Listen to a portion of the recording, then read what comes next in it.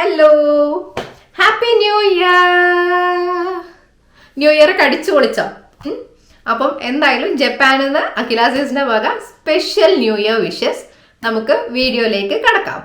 അഖിലാസീസിന്റെ ഇന്നത്തെ വീഡിയോയിലേക്ക് എല്ലാവർക്കും സ്വാഗതം. ഇതുവരെ വീഡിയോ കണ്ട് സപ്പോർട്ട് ചെയ്ത എല്ലാവർക്കും ഒരു ബിഗ് താങ്ക് യു. ഇനിയും നിങ്ങളുടെ സപ്പോർട്ട് ഉണ്ടാവണം. നിങ്ങളുടെ ലൈക്കും ഷെയറും കമൻറ്റും ഒക്കെ എനിക്കൊരു ബിഗ് എൻകറേജ്മെൻ്റ് ആണ്. അപ്പോൾ ഞാൻ തുടർന്നും അത് പ്രതീക്ഷിക്കുന്നു. നല്ല നല്ല വീഡിയോസും ഇനിയും ഞാൻ അപ്ലോഡ് ചെയ്യുന്നതായിരിക്കും. ഇന്ന് ആദ്യമായിട്ടാണ് വീഡിയോ കാണുന്നതെങ്കിൽ നിങ്ങൾ ദയവ് ചെയ്തിട്ട് സബ്സ്ക്രൈബ് ചെയ്യുക. തുടർന്ന് നിങ്ങൾക്ക് വീഡിയോസ് കാണാൻ പറ്റും.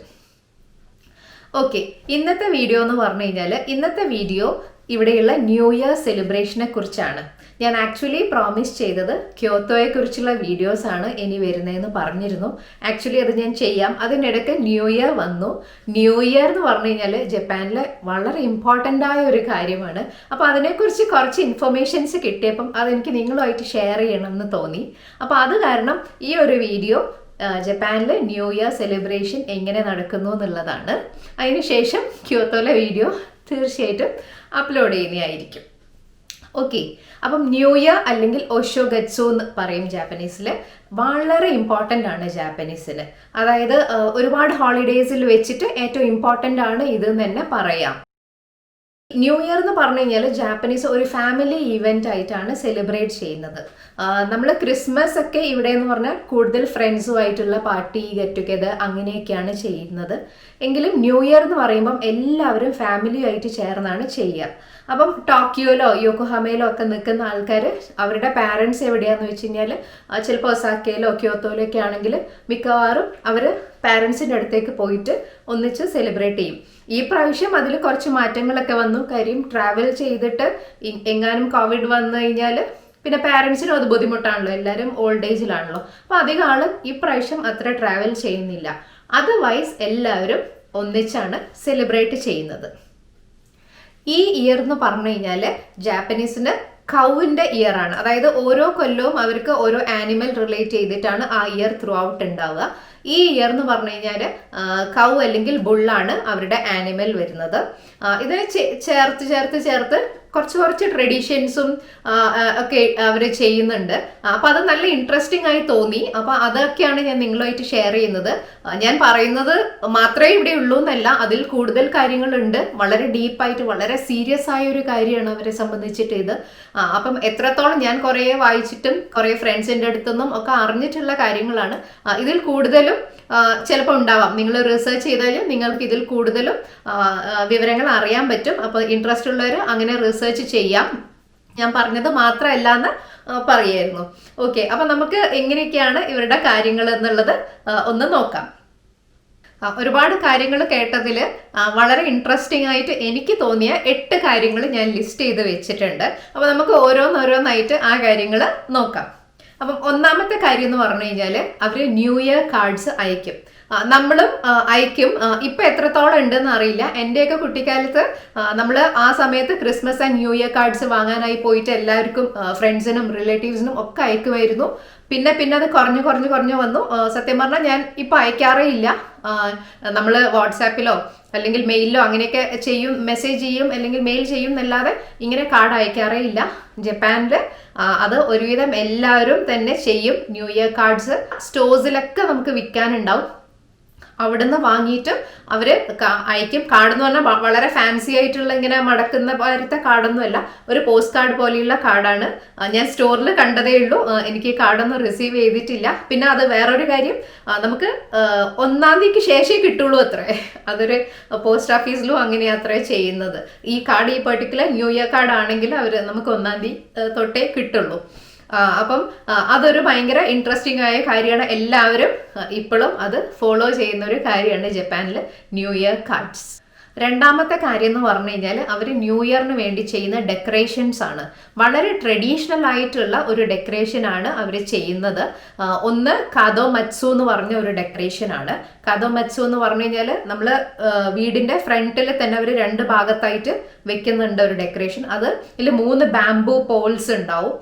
അത് 3 ലെങ്ത്തിലായിട്ട് ഇങ്ങനെ ഡയഗണലി കട്ട് ചെയ്തിട്ടായിരിക്കും ഉണ്ടാവുന്നത്. പിന്നെ അതിൻ്റെ കൂടെ പൈൻ ട്രീൻ്റെ ഒരു ബ്രാഞ്ച് ഉണ്ടാവും, പിന്നെ പ്ലം ട്രീൻ്റെ ബ്രാഞ്ചസ് ഉണ്ടാവും, പിന്നെ നമ്മൾ ഈ പുല്ല് വെച്ചിട്ട് അത് ഫുൾ ഡെക്കറേറ്റ് ചെയ്തിട്ട് ഉള്ളത് നല്ല ഭംഗിയായിരിക്കും അത് കാണാൻ വേണ്ടിയിട്ട്. അപ്പോൾ അതിനൊക്കെ ഓരോ മീനിങ് ഉണ്ട്. അത് വെക്കുന്നതുകൊണ്ട് എന്താണ് നമ്മളുടെ ഈവിൽ സ്പിരിറ്റ് ഒക്കെ പോവും, നമ്മളുടെ ഗോഡ് നമ്മളെ വീട്ടിലേക്ക് ഈ പൈൻ ട്രീയിൽ കൂടെ നമ്മളെ വീട്ടിലേക്ക് എൻറ്റർ ചെയ്യും. അങ്ങനെയൊക്കെ ഒരുപാട് ബിലീഫ്സ് ഇതിൻ്റെ പിന്നിലുണ്ട്. അപ്പോൾ ഓരോ ഒബ്ജക്റ്റിനും ഓരോ ഇമ്പോർട്ടൻസ് ഉണ്ട്. അപ്പോൾ ഈ ന്യൂ ഇയർ സമയം ആകുമ്പം അധിക വീട്ടിൻ്റെ മുന്നിലും ഒക്കെ ഈ കദോമറ്റ്സ് എന്ന് പറഞ്ഞു കഴിഞ്ഞാൽ ഇച്ചിരി എക്സ്പെൻസീവായ സാധനം കൂടിയാണ്. അത് കാരണം വലിയ ഹോട്ടൽസിൻ്റെ മുന്നിലും അല്ലെങ്കിൽ വലിയ വീടിൻ്റെ മുന്നിൽ കുറച്ച് റിച്ചായ ആൾക്കാരാണ് ഈ കദോമറ്റ്സ് വാങ്ങി വെക്കുന്നത്. അതൊരു തരം ഡെക്കറേഷനാണ്.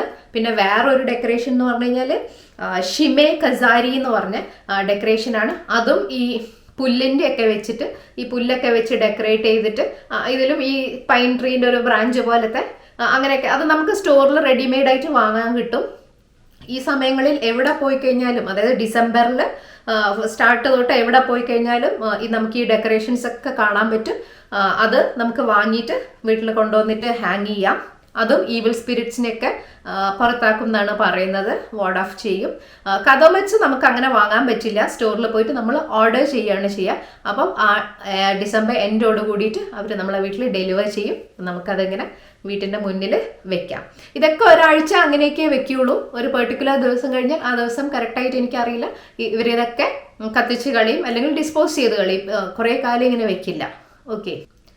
പിന്നെ മറ്റൊരു ഡെക്കറേഷൻ എന്ന് പറയുന്നത് കഗാമി മോച്ചി എന്ന് പറയുന്ന ഡെക്കറേഷനാണ്. മോച്ചി അധിക പേർക്കും അറിയായിരിക്കും, ജപ്പാനെ കുറിച്ചൊക്കെ കേട്ടവർക്കൊക്കെ അറിയായിരിക്കും. മോച്ചി എന്ന് പറഞ്ഞ റൈസ് കേക്കാണ്. അവർ ചോറ് ഏതോ രീതിയിൽ സ്റ്റീം ചെയ്ത് പിന്നെ കുറേ ഇടിച്ചിടിച്ചിടിച്ചിടിച്ചിടിച്ചിടിച്ച് നിങ്ങൾ ആ വീഡിയോ കണ്ടിട്ടുണ്ടാവും, അല്ലെങ്കിൽ കാണണം, ഭയങ്കര ഇൻട്രസ്റ്റിംഗ് ആണ്. അത് ഇങ്ങനെ ഒരു പൾപ്പ് മാതിരി, അല്ലെങ്കിൽ നമ്മൾ ചപ്പാത്തി മാവല്ല ഇങ്ങനെ വലിഞ്ഞ്, ചപ്പാത്തി മാവല്ല പൊറോട്ടയൊക്കെ ഇതാക്കിയ മാതിരി ഇങ്ങനെ വലിഞ്ഞ് ആ ഒരു പരുവാവും. അപ്പം അതാണ് അത്. പിന്നെ അവർ ചൂടാക്കിയിട്ടും ഒക്കെ ഇങ്ങനെ കഴിക്കും. അപ്പം ഈ മോച്ചി എന്ന് പറഞ്ഞു കഴിഞ്ഞാൽ ഈ ജാപ്പനീസ് ന്യൂ ഇയറിന് ഭയങ്കര ഇമ്പോർട്ടൻസ് ഉള്ള ഒരു സാധനമാണ്. മെയിൻലി ഇവരെ സ്റ്റേപ്പിൾ ഫുഡ് റൈസ് ആയതുകൊണ്ടാന്ന് തോന്നുന്നു മോച്ചി ഭയങ്കര ഇമ്പോർട്ടൻ്റ് ആണ്. അപ്പം ഞാൻ പറഞ്ഞു വന്നത് കഗാമി മോച്ചി എന്ന് പറഞ്ഞ ഡെക്കറേഷൻ ഇതുപോലെ ഇരിക്കും. അപ്പം ഇതിൻ്റെ ഉള്ളിൽ ഇത് നമുക്ക് സ്റ്റോറിൽ ഇങ്ങനെ റെഡിമെയ്ഡ് ആയിട്ട് വാങ്ങിക്കാൻ കിട്ടും. ഇതിൻ്റെ ഉള്ളിൽ ഈ റൈസ് കേക്ക് തന്നെയാണ് ഉണ്ടാവുന്നത്, മോച്ചി ഉണ്ടാവും. അപ്പം ഇതിൻ്റെ മേലെ ഇങ്ങനെ ഒരു ഓറഞ്ച് വെക്കുന്നതും അവരുടെ ഒരു ട്രഡീഷണൽ ഭാഗമാണ്. ഇത് ടോട്ടലി പ്ലാസ്റ്റിക് ആണ്, പക്ഷെ ഇതിൻ്റെ ഉള്ളിൽ എഡിബിൾ ആയ റൈസ് കേക്ക് ഉണ്ടാവും. 1-ാം തീയതിക്ക് ശേഷം നമുക്കിത് ഓപ്പൺ ചെയ്തിട്ട് കഴിക്കാൻ പറ്റും. ഈ ഓറഞ്ച് എന്ന് പറഞ്ഞ് റെപ്രസെന്റ് ചെയ്യുന്നത് തലമുറക്ക് വേണ്ടിയിട്ട്. അപ്പൊ നമുക്ക് എല്ലാം സിംബലൈസ് ചെയ്യുന്ന നമ്മളുടെ ഓരോ വിഷാണ്.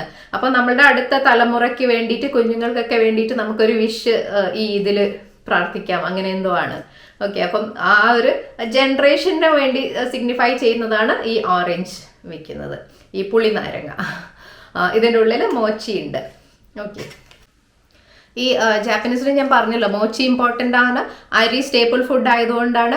അതുപോലെ തന്നെ അധിക ഡെക്കറേഷൻസും വരുന്നത് ഈ പുല്ല്, ഈ നെല്ലെടുത്ത പുല്ലുണ്ടല്ലോ, അതുപോലത്തെ ആ ഒരു സ്ട്രോ കൊണ്ടാണ്. ആ പുല്ലാണെന്ന് തോന്നുന്നു, ഒരു തരം പുല്ലാണ് അവർ കൂടുതൽ ഡെക്കറേഷന് യൂസ് ചെയ്യുന്നത്. ബാംബു അങ്ങനെയുള്ള എല്ലാം ഈ നാച്ചുറൽ ആയിട്ടുള്ള സാധനം വെച്ചിട്ടാണ്. ഇനി ഉണ്ടെങ്കിൽ തന്നെ കുറച്ച് കടലാസ് ഉണ്ടാവും, അതേ ഉള്ളൂ. കൂടുതൽ പുല്ല് മോച്ചിയാണ് ഭയങ്കര ഇമ്പോർട്ടൻ്റ് ആയിട്ട് എനിക്ക് തോന്നിയത് എൻ്റെ ഒരു ഒബ്സർവേഷനിൽ. അപ്പോൾ അവർക്ക് ആ അരിനോടും ഒക്കെയുള്ള ആ ഒരു ഭയങ്കര ബഹുമാനോ, ഒരു ദൈവം പോലെ അവർ കാണുന്നുണ്ട്. ഈ കഗാമി മോച്ചി എന്ന് പറഞ്ഞാൽ 2 റൈസ് കേക്ക് ഇങ്ങനെ വെച്ചിട്ടുണ്ട്, ഒന്നിൻ്റെ മേലെ ഒന്ന് വെച്ച്, അങ്ങനെയാണ് അതിൻ്റെ ഒരു രീതി എന്ന് പറഞ്ഞിട്ടുള്ളത്. അപ്പം ഒരു കാര്യം കൂടെ കാണിക്കാം. അപ്പം മോൻ സ്കൂളിൽ പോയപ്പോൾ അവരുടെ സ്കൂളിലൊക്കെ കുട്ടികളെ കൊണ്ട് ഇത് ചെയ്യിക്കുമായിരുന്നു. കുട്ടികളെല്ലാം കൂടെ ചേർന്ന് അരി ഇടിച്ച് ഉരുട്ടി, അപ്പം അവരങ്ങനെ സ്കൂളിൽ നിന്ന് ചെയ്ത് കൊണ്ടുവന്ന മോച്ചിയാണിത്. അപ്പോൾ ആ കുട്ടികൾ തന്നെ ചെയ്തതുകൊണ്ടാണ് അതിൻ്റെ ഫിനിഷിങ് ഇങ്ങനെ. അപ്പോൾ ഒന്നിൻ്റെ മേലെ ഒന്നായിട്ട് ഇങ്ങനെ അവർ തന്നു. അപ്പം നമ്മളിത് നേരത്തെ വാങ്ങിയിട്ട് നമ്മളെ സിറ്റിംഗ് റൂമിലോ ലിവിങ് റൂമിലോ അല്ലെങ്കിൽ നമ്മൾ ഒരു പൂജാമുറി പോലെ അവർക്ക് വേണമെങ്കിൽ വെക്കും, അതുപോലെയുള്ള സ്ഥലത്തോ വെക്കും. അത്ര ഡിവൈൻ ആയിട്ടാണ് ഈ മോച്ചീനെ അവർ കാണുന്നത്. അത് കഴിഞ്ഞിട്ട് ന്യൂ ഇയർ ആയിക്കഴിഞ്ഞാൽ നമുക്കത് ഓപ്പൺ ചെയ്തിട്ട് കഴിക്കുന്ന പല രീതിയിലാണ്. ഒന്നവർ ഒരു റെഡ് ബീൻ സൂപ്പിലിട്ടിട്ട് അങ്ങനെ വേണമെങ്കിൽ കഴിക്കാം. നമുക്ക് റെഡ് ബീൻ മൊച്ചി സൂപ്പ് അല്ലെങ്കിൽ ഒഷിറിക്കോ ഒന്ന് പ്രിപ്പയർ ചെയ്ത് നോക്കാം. അപ്പോൾ അതിനായിട്ട് ഈ റെഡ് ബീൻസ് അല്ലെങ്കിൽ അസുക്കി ബീൻസ് ഇതുപോലെ ക്യാൻഡ് ആയിട്ട് കിട്ടും. ഇത് സ്വീറ്റൻഡ് ആണ്. അപ്പോൾ ഓൾറെഡി നല്ല സ്വീറ്റാണ് ഈ ബീൻസ്. ഇതാണ് മോച്ചി വരുന്നത്. അപ്പം ഞാനിങ്ങനെ സ്റ്റോറിൽ നിന്ന് വാങ്ങിയ മോച്ചിയാണ്. ഇതുപോലെ ഇൻഡിവിജ്വൽ പാക്കറ്റ്സ് ആയിട്ട് നമുക്ക് കിട്ടും. ഈ മോച്ചി ഇങ്ങനെ ഭയങ്കര ഹാർഡായിരിക്കും.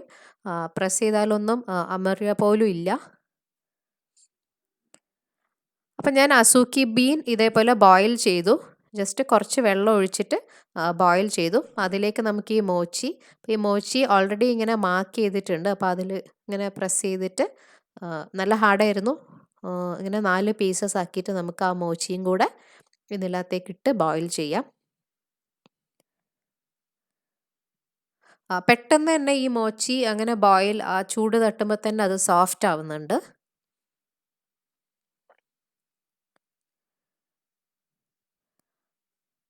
അപ്പോൾ അത് ഓൾറെഡി നല്ല സോഫ്റ്റായി കഴിഞ്ഞ്.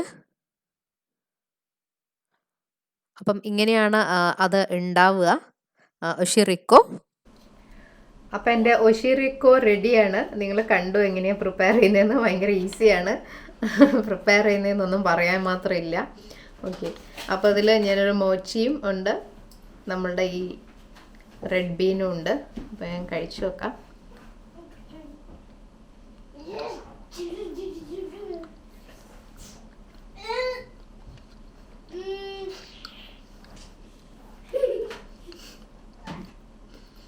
നല്ല സ്വീറ്റാണ്, നല്ല രസമുള്ള സ്വീറ്റാണ്. എക്സ്ട്രീം സ്വീറ്റ് എന്നല്ല, എന്നാലും നല്ല സ്വീറ്റാണ്.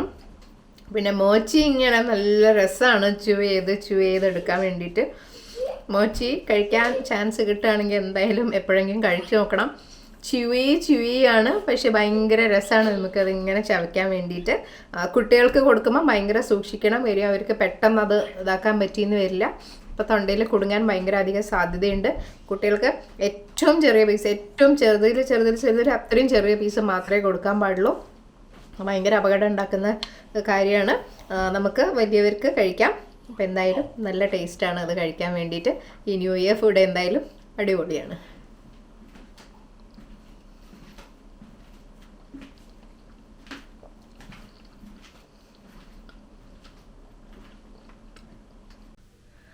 രണ്ടാമതായിട്ട് ഇത് അവർ ഗ്രില്ല് ചെയ്ത് കഴിക്കും. ഈ മോച്ചി തന്നെ അത് ഗ്രിൽ ചെയ്യും. എന്നിട്ട് അതിൻ്റെ മേലെ സോയ സോസും കുറേ ഷുഗർ ഇട്ടിട്ട് കഴിക്കും. അതും അവർക്ക് ഭയങ്കര ഇഷ്ടമാണ്. ഇവർ പറയുന്നത് അല്ലെങ്കിൽ ഇവർ കരുതുന്നത് ഈ മോച്ചി അവർക്ക് കുറേ ഗുഡ് ലക്ക് കൊണ്ടുവരും, അല്ലെങ്കിൽ കുറേ ഗുഡ് ഫോർച്യൂൺ കൊണ്ടുവരും. അപ്പോൾ ഈ ആദ്യത്തെ 1, 2, 3, 4 ദിവസങ്ങളിൽ ഈ മോച്ചി ഇവർ പല രീതിയിൽ ഇങ്ങനെ കഴിച്ചുകൊണ്ടിരിക്കും. ഇവർക്ക് ഭയങ്കര ഇഷ്ടമാണ്, അവർ നല്ലതാണെന്നാണ് വിശ്വസിക്കുന്നത്. ഇനി മൂന്നാമത് എന്ന് പറഞ്ഞു കഴിഞ്ഞാൽ അവർ തലേ ദിവസം രാത്രി ഡിസംബർ 31 രാത്രി ഒരു 11-11:30 ആകുമ്പോൾ സോബ നൂഡിൽസ് എന്ന് പറഞ്ഞ നൂഡിൽസ് കഴിക്കും. സോബ നൂഡിൽസ് എന്ന് പറഞ്ഞു കഴിഞ്ഞാൽ ബക്ക്വീറ്റ് നൂഡിൽസിൽ നിന്ന് ഉണ്ടാക്കിയ നൂഡിൽസ് ആണ്. അത് കഴിക്കുന്നതോട് കൂടെ അവർ പറയുന്ന ആ നൂഡിൽസ് ഇങ്ങനെ ലോങ് ആയതുകൊണ്ട് ആ ലോങ് ഇയർ കഴിഞ്ഞു. അതിന് നമ്മൾ ഈ ഇയറിന്ന് മറ്റേ ഇയറിലേക്ക് ജമ്പ് ചെയ്യാൻ പോവാണ്. അപ്പോൾ ഈ ഇയറിലെ ദുഃഖങ്ങളും ക്ലേശങ്ങളും ഒക്കെ ഇവിടെ വെച്ചിട്ട് നമ്മൾ നെക്സ്റ്റ് ഇയർ നന്നായിട്ട് തുടങ്ങാൻ പോവാണ്. അപ്പോൾ അത് സിംബലൈസ് ചെയ്ത് അത് റെപ്രസെൻറ്റ് ചെയ്തിട്ടാണ് അവരെങ്ങനെ കഴിക്കുന്നതെന്നാണ് പറയുന്നത്. നാലാമത് എന്ന് പറഞ്ഞാൽ അവർക്ക് വളരെ ഇമ്പോർട്ടൻ്റ് ആണ് കൊല്ലത്തിൻ്റെ ആദ്യത്തെ സൺറൈസ് കാണുന്നത്. അപ്പോൾ ഫസ്റ്റ് സൺറൈസ് ചിലർ ഷ്രൈനിൽ പോയിട്ട് കാണും. ഷ്രൈൻ അല്ലെങ്കിൽ ഷിൻറ്റോ അമ്പലത്തിനാണ് ഷ്രൈൻ എന്ന് പറയുന്നത്. അപ്പോൾ അവിടെ പോയിട്ട് കാണും. അതെല്ലാം നമ്മൾ പുറത്തെവിടെയെങ്കിലും പോയിട്ട് നല്ല ഓപ്പൺ ആയ സ്ഥലത്ത് പോയിട്ട് ആ സൺഷൈൻ അല്ലെങ്കിൽ ആ ഒരു ഫസ്റ്റ് സൺറൈസ് കാണുന്നത് അവർ വളരെ ഇമ്പോർട്ടൻ്റ് ആയിട്ട് കണക്കാക്കുന്നുണ്ട്. അതേപോലെ തന്നെ ഫസ്റ്റ് സൺറൈസ് കാണുന്ന പോലെ തന്നെ ഇമ്പോർട്ടൻ്റ് ആണ് അവർക്ക് ആ ഫസ്റ്റ് ഷ്രൈൻ വിസിറ്റും. അപ്പോൾ രാവിലെ സൺറൈസ് കഴിഞ്ഞ് ചിലപ്പോൾ അവർ നേരെ ഷ്രൈനിലേക്ക് പോകും. അതല്ല കുറച്ച് കഴിഞ്ഞിട്ടായാലും ഫാമിലിയൊക്കെ ആയിട്ട് അവർ അന്ന് തന്നെ എന്തായാലും ഷ്രൈൻ വിസിറ്റ് ചെയ്യും എല്ലാ ജാപ്പനീസും. അത് ഭയങ്കര ഇമ്പോർട്ടൻ്റ് ആണ്. യൂഷ്വലി ഭയങ്കര ക്രൗഡഡ് ആയിരിക്കും അത്ര. ഈ ഇയർ എങ്ങനെയാണെന്ന് അറിയില്ല ഈ ഒരു കാരണം കൊണ്ട്.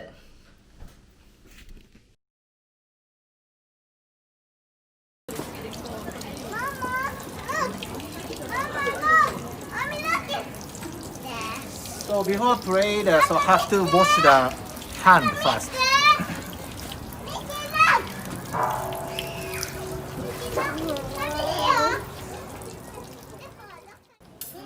നിങ്ങൾ കണ്ട പോലെ നമ്മൾ കൈ കഴുകി ഉള്ളിലേക്ക് കയറി നമ്മൾക്ക് പ്രാർത്ഥിച്ചതിന് ശേഷം നമ്മളിങ്ങനെ കോയിൻ എടുത്തിട്ട് നമ്മൾ ഇടും. കോയിൻസാണ് അവരിടുക, ഭണ്ണാരത്തിലിടുന്ന മാതിരി കോയിൻസ് ഇടും. അത് കഴിഞ്ഞിട്ട് ആ വുഡൻ സ്റ്റിക്ക് എടുത്തിട്ട് നമുക്ക് നമ്മൾ വിഷ് എഴുതാം. ഇത് എല്ലാ ഷ്രൈൻസിലും ഇല്ല, ചില ഷ്രൈൻസിൽ മാത്രമാണുള്ളത്. നമ്മൾ വിഷ് എഴുതിയിട്ട് നമുക്കത് അവിടെ പ്ലേസ് ചെയ്യാം. 31st വൈകുന്നേരമാണ് ഇത്. അപ്പം 31st രാത്രിയും 1-ാം തീയതി പകൽ മുഴുവനും നല്ല തിരക്കായതുകൊണ്ട് അവിടെ ഒരുപാട് സ്റ്റോൾസൊക്കെ ഓപ്പൺ ചെയ്യുന്നുണ്ട്. മെയിൻലി ഫുഡ് സ്റ്റോൾസാണ് ഈ കാണുന്നത്. അടുത്ത ഒരു ഭക്ഷണം കഴിക്കുന്ന രീതി തന്നെയാണ്. അപ്പോൾ അതിന് പറയുന്നത് ഒസെച്ചി ര്യോരി എന്നാണ്. അപ്പോൾ ഒസെച്ചി ര്യോരി എന്ന് പറഞ്ഞു കഴിഞ്ഞാൽ ഇവർ ആദ്യമേ കുറച്ച് ഫ്രോസൺ ഫുഡ് പ്രിപ്പയർ ചെയ്ത് വെക്കും. അതായത് 1, 2, 3 തീയതികളിൽ ജാപ്പനീസ് സ്ത്രീകൾ കുക്ക് ചെയ്യില്ല. അത് കുക്ക് ചെയ്യില്ല എന്ന് വാശിയൊന്നുമല്ല, അത് അവരുടെ ഒരു ചടങ്ങായിട്ട് പണ്ട് മുതലേ അവരങ്ങനെ ഫോളോ ചെയ്യുന്നതാണ്. പക്ഷെ അതിന് വേണ്ടിയിട്ട് അവർ ഡിസംബർ ലാസ്റ്റ് വീക്ക് തന്നെ ഭയങ്കര പ്രിപ്പറേഷൻ ചെയ്യും. ഒരുപാട് കാര്യങ്ങൾ പ്രിപ്പയർ ചെയ്തിട്ട് അവർ ഫ്രീസ് ചെയ്ത് വെക്കും. കുറേ ഞാൻ കാണിച്ചു തരാം. അപ്പോൾ അതൊക്കെ അവർ തയ്യാറാക്കുന്ന തിരക്കിലായിരിക്കും. ഇനി നമുക്ക് അതും തയ്യാറാക്കാൻ ബുദ്ധിമുട്ടാണെങ്കിൽ ഇപ്പം നമുക്ക് ഒരുപാട് വെബ്സൈറ്റ് ഉണ്ട്. അപ്പോൾ അങ്ങനെയുള്ള സ്ഥലങ്ങളിൽ നമുക്ക് ഓർഡർ ചെയ്യാം. അപ്പോൾ അവർ നമുക്ക് കറക്റ്റ് സമയത്ത് ഡെലിവർ ചെയ്ത് തരും. അതായത് ഡിസംബർ 28 ആകുമ്പോഴേക്ക് സാധനം നമ്മളെ വീട്ടിലെത്തും. അപ്പം നമുക്ക് ഈ 1, 2, 3 തീയതികളിൽ ഈ സാധനം കഴിക്കാം. ഇതിൻ്റെ കൂടെ അവർ കഴിക്കുന്നത് ഞാൻ പറഞ്ഞ പോലെ മോച്ചി പല രീതിയിൽ, ഒന്ന് ഗ്രില്ല് ചെയ്തിട്ട് കഴിക്കും, പിന്നെ അതല്ലാതെ ഈ സൂപ്പിൽ ഇട്ടിട്ട് കഴിക്കും. ഇനി ഇതൊന്നും അല്ലെങ്കിൽ അവർ റൈസ് മാത്രം ഉണ്ടാക്കും. ചില വീടുകളിൽ റൈസ് മാത്രം, അതല്ലാതെ ബാക്കി കുക്കിംഗ് ഒന്നുമില്ല. അതിൻ്റെ കൂടെ ഈ ഒസെച്ചി ര്യോരിയിലെ സാധനങ്ങൾ കഴിക്കുക എന്നുള്ളതാണ്. അപ്പം ഒസെച്ചി ര്യോരി എനിക്ക് നമുക്കൊരു ഭാഗ്യമുണ്ട്. ഒരു ജാപ്പനീസ് ആൾ തന്നെ നമുക്കത് ഇൻട്രൊഡ്യൂസ് ചെയ്ത് തരികയാണ്. ജാപ്പനീസ് ആളെന്ന് പറഞ്ഞിട്ടുണ്ടെങ്കിൽ മറ്റാരുമല്ല, നമ്മളുടെ മെയിൻ്റെ ഹസ്ബൻഡാണ്. മെയിനെ നിങ്ങൾക്ക് ഓൾറെഡി അറിയായിരിക്കും. ജാപ്പനീസ് ബെൻറ്റോ എങ്ങനെ പ്രിപ്പയർ ചെയ്യുന്നതെന്നൊക്കെ കാണിച്ചു തന്ന മെയ്യാണ്. ആ വീഡിയോ നിങ്ങൾ കണ്ടിട്ടില്ലെങ്കിൽ കണ്ടു നോക്കുക.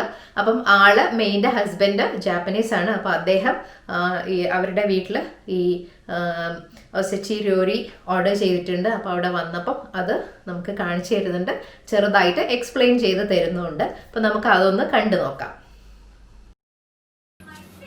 Hi, so this is Osechi Ryori from Sapporo Grand Hotel in Hokkaido.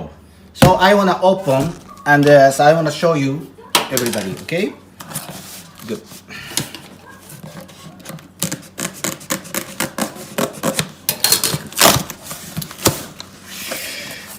Wow. Hokkaido Grand Hotel, Yofu Odobu. This is a French style? I don't know. So first time. Then, okay, open. Oh, this is a 2 tray. But this is a chilled food, so for New Year. So after 2 days, I can open, but today I will show you.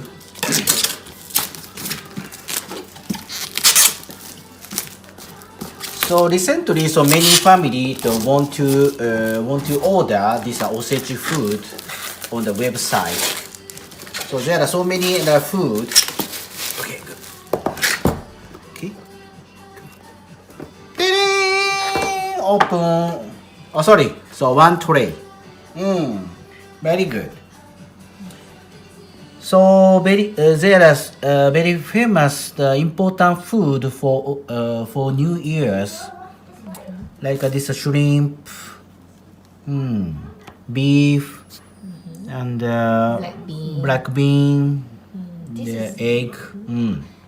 This is what's it, Western style.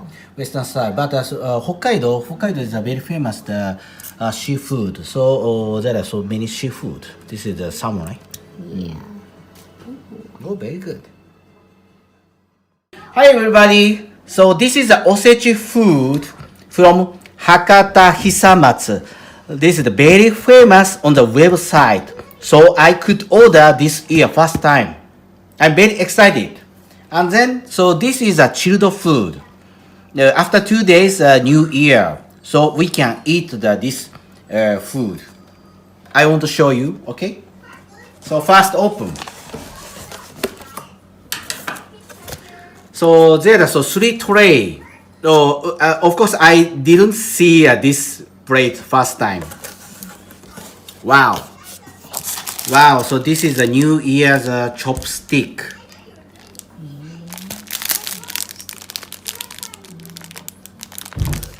And then, wow. Oh my god, so big. Wow. So big and so heavy.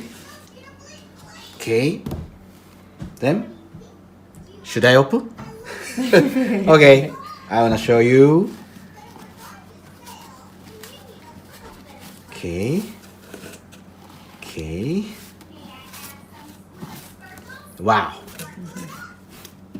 Okay. Open. Are you ready?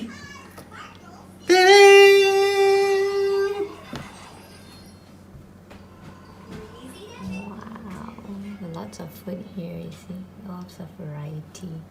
Of course, this is a chilled food. After 2 days, we can eat. So, of course, now it's. Okay, second.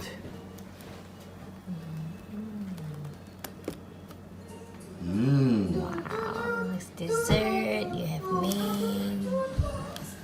Yeah, this is New Year's. I have to eat this black bean, and egg. This is what? This is plastic now.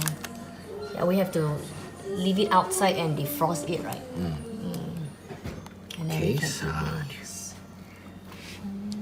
wow. Japanese small fish very important for New Year.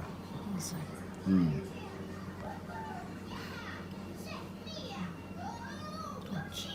Okay. Wow.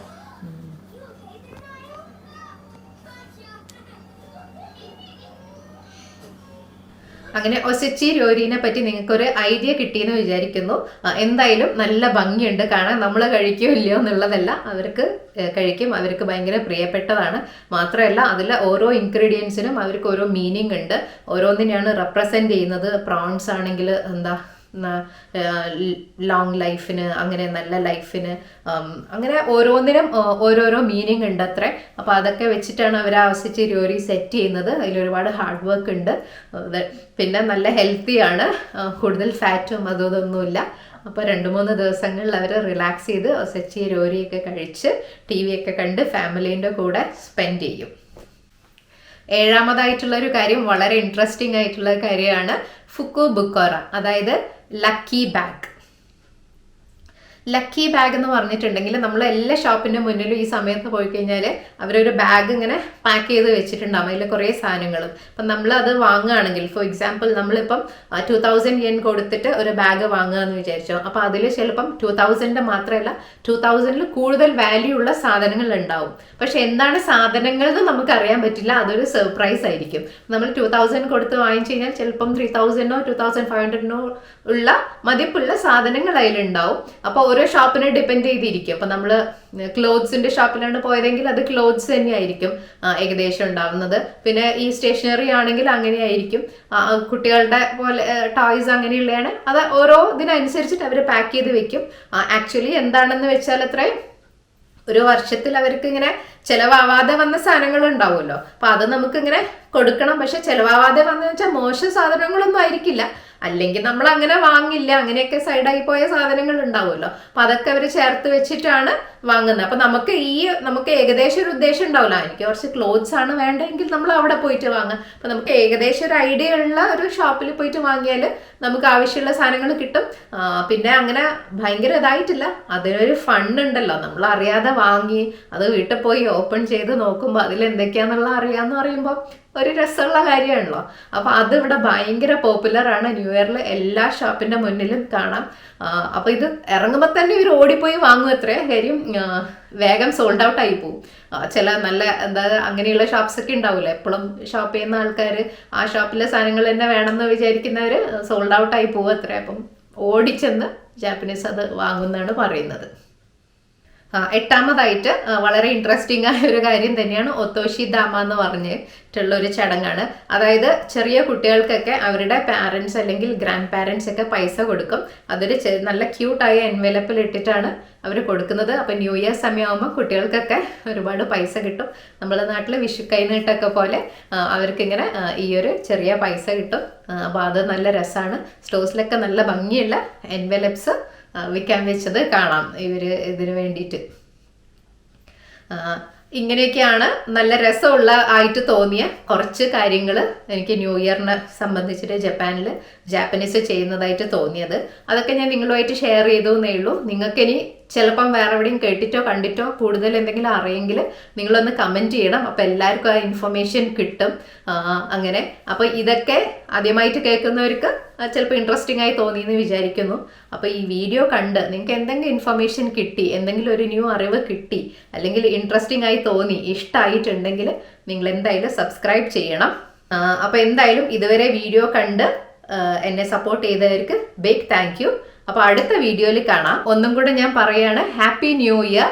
ഈ വർഷം നിങ്ങൾക്ക് എല്ലാവർക്കും നല്ലതാവട്ടെ. എല്ലാ നിങ്ങളുടെ ഡ്രീംസും എല്ലാ കാര്യങ്ങളും വേഗം തന്നെ സഫലമാവട്ടെ. അപ്പം thank you for watching. Keep on watching. Bye bye.